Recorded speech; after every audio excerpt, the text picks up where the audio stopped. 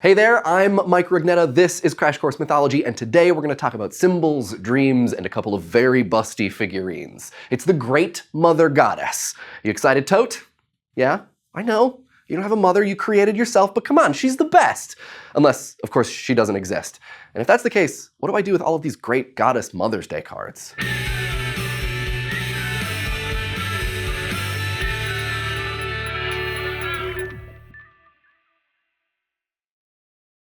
The Mother Goddess is an archetype. Psychology fans will know about archetypes from the work of Carl Jung, who saw the repeated patterns in myths as emanations of what he dubbed humanity's collective unconscious, meaning the symbols and ideas that all humans share simply as a result of being human. Archetypes can be used to explain why the same patterns emerge in different myths from different places throughout the world. Some of the archetypes that repeat all willy-nilly are the dying god, the destroyer god, the trickster, and the primordial pairing of the sky and the earth. Hey Sky Dad. Hey Earth Mom. The archetypes we'll be examining in the next few episodes are just those: the Father Creator and the Great Mother. Ugh, cosmic parents. I mean, I guess the upside is that if you have to move back in with them after graduation, their basement is literally infinite. Downside being, of course, that it is also literally Hades. We're doing an episode on female divinity before archetypal male divinity because there are some theories that Earth Mom actually did come first. As I've pointed out, most human societies are patriarchal and have been for a long, long time. But certain historians, sociologists, archaeologists, literary critics, and mythologists have argued that in prehistoric times, human societies were more matrifocal, less violent, and more cooperative. The idea that human societies began as matrifocal and goddess-oriented goes back a long, long way, with scholars asserting that many, if not most, primitive societies featured a religion that was based around ideas of fertility and motherhood. According to mythologists Scott Leonard and Michael McClure, throughout the 19th and 20th centuries, the literature of several disciplines took for granted the existence of primal mother or great goddess, and further assumed that her religion and the societies based upon it were part of the primitive past from which man happily escaped through the logocentric power of intellect. Yeah, that's right. We reasoned ourselves right out of peace, fertility, and harmony.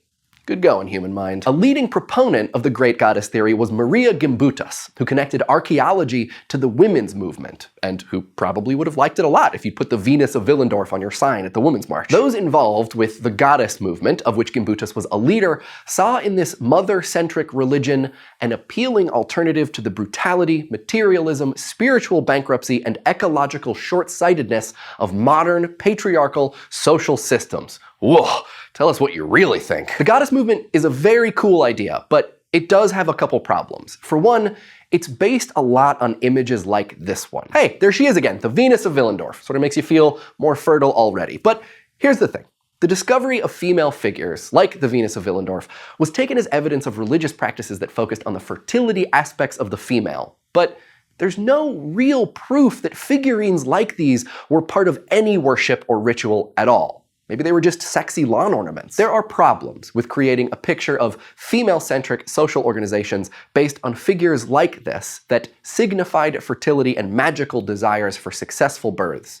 Also, we've discovered lots of female figurines, and not all of them have the attributes associated with fertility, and not all of the figurines are female. Many of them are male, a lot of them are even androgynous. This lack of gender specificity points to what might be the biggest challenge to the goddess school. It relies on modern gender binaries and stereotyping. Supporters of the goddess movement reversed the values of male-dominated Victorian-era science, which saw women as primitive, natural beings separate from and inferior to rational men, never questioning whether our prehistoric forebears imposed the same male-female polarities upon their world or held the same assumptions about the erotic and the symbolic as we do. This is a good reminder that we always need to be aware of how we're imposing our own beliefs and values on history and prehistory.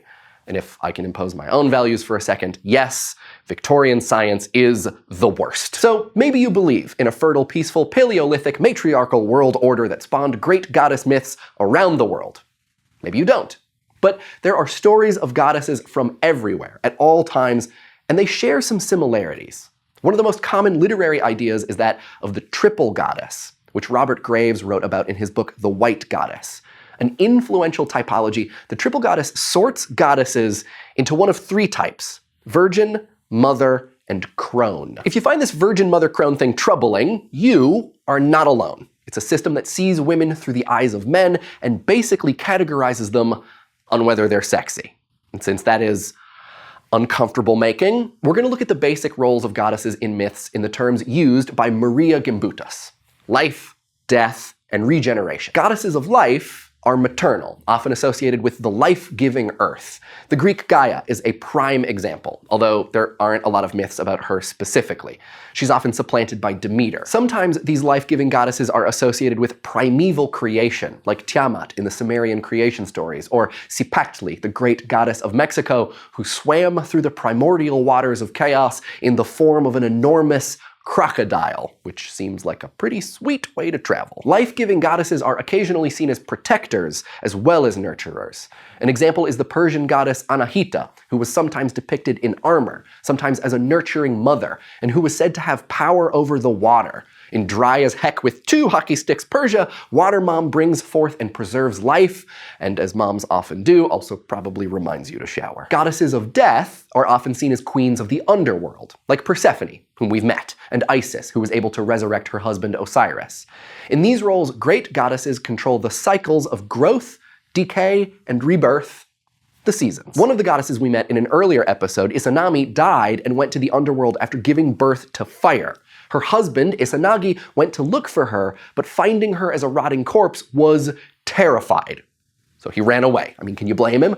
Izanami considered this a divorce, which also seems reasonable, and so she returned to the underworld. On occasion, goddesses associated with death are portrayed as witches or seers, often appearing as wise old women, like the Greek witch Hecate, who is sometimes said to have 3 heads: a snake's, a horse's, and a dog's, making her a one-goddess petting zoo. Death goddesses are also often associated with fate, apportioning a person's life, ordaining health, disease, prosperity, and suffering. The Greek Moirai and the Norse Norns were goddesses of this type. And finally, goddesses of regeneration often relate to sexuality in myths, appearing as virgins or nymphs. Sometimes they're also responsible for creativity. According to Leonard and McGraw, their pulsing sexual energies impel mortal creation to renew itself, and thus their influence redeems individual mortality through beauty, passion, and offspring. Pulsing sexual energy. Whew. Is it getting hot in here, or is it just these mother goddesses? One other interesting thing about goddesses of regeneration, they seem to have a tendency to bestow their favors on mortal men, and that just does not seem to work out. For an example, we're gonna go somewhere we haven't visited yet: Ireland. Take us there, Thought Bubble. One Irish regeneration goddess is Niamh of the Golden Hair, whose name means beauty. Niamh was the daughter of the sea and Tir na Nog, the land of the blessed. One day, Niamh stole the poet Oisin away from his people and brought him to Tir na Nog, where they lived together as lovers for what turned out to be a very long time. While he was with her, Oisin remained young and virile. Enchanted as he was, Oisin forgot about his people, who continued to age and to die, as mortals tend to do. He stayed at Tir na Nog for centuries. And really, it's tough to blame him. But Oisin became homesick. Eventually, Niamh grew tired of his complaining, so she sent him home on a magical horse, with a warning not to dismount. But as soon as the magical steed touched human soil, the saddle buckle broke and Oisin fell to the ground. In an instant, all of the centuries that Oisin had spent on the Isle of the Blessed caught up with him, and he grew old and died. Strangely, there's an almost identical story from Japan. In this one, the sea goddess Oto-Hime falls in love with a mortal fisherman and takes him to her palace under the sea. After a few days of romance, the fisherman starts to worry about the people he left at home. He begs Oto-Hime to let him return, and she agrees, but only if he promises to carry a tiny box to the surface and never open it. So, you see where this is going? Hundreds of years had passed, not just a few days, and guess what? He opens the box. All of the years that had passed surround him like a mist, and his body withers into dust. Thanks for that, Thought Bubble. That was uplifting, So, great mother goddesses can create the world and grant you fertility and peace and equality and all that other good stuff, or they can steal you away from your home, ravish you for a couple centuries, and then turn your body into dust. That's part of what makes great goddesses so powerful. No matter what form they take, they're usually multifaceted. Unlike some gods I could name. Zeus. Great goddesses are almost always complex and contradictory, which is the way we like it here at Crash Course. And I'm definitely sending that Mother's Day card now. Thanks for watching. We'll see you next time. Check out our Crash Course Mythology tote bag, and poster, available now at dftba.com. Crash Course Mythology is filmed in the Chad and Stacy Emigoltz studio in Indianapolis, Indiana, and is produced with the help of all of these very nice people. Our animation team is Thought Cafe. Crash Course exists thanks to the generous support of our patrons at Patreon. Patreon is a voluntary subscription service where you can support the content you love through a monthly donation and help keep Crash Course free for everyone forever. Crash Course is made with Adobe Creative Cloud. Check the description for a link to a free trial. Thanks for watching, and if we've learned anything today, it's that those old mythic words ring true. Don't look in the box, Chicago!